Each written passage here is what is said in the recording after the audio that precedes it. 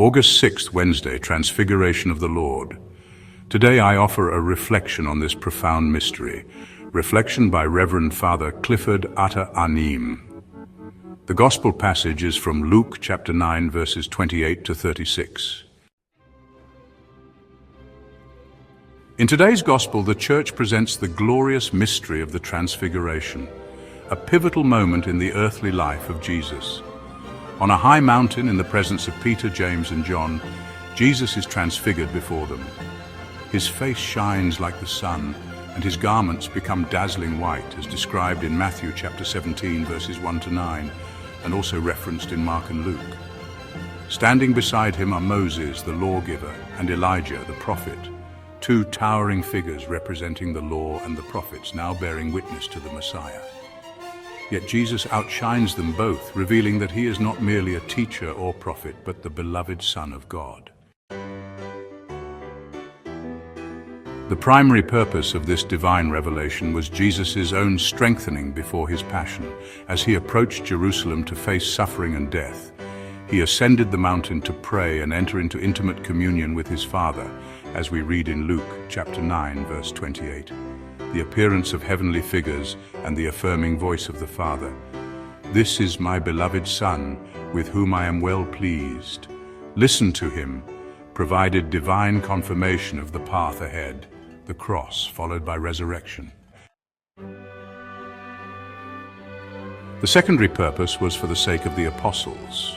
These chosen witnesses, who would later struggle with the scandal of the cross, were given a foretaste of Christ's divine glory. It was a moment meant to correct their expectations of a political Messiah and to strengthen their faith in Jesus as the suffering but victorious Son of God. The Transfiguration, then, is a Christophany, a manifestation of the true identity of Jesus, fully divine and radiant in his glory. In this moment, we are also granted a glimpse of our own future.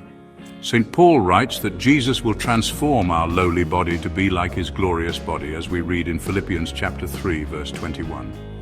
The Transfiguration shows us not only who Jesus is, but who we are called to become if we persevere in faith. You know, life teaches us in so many ways, and the Eucharist is really a daily transfiguration for us all.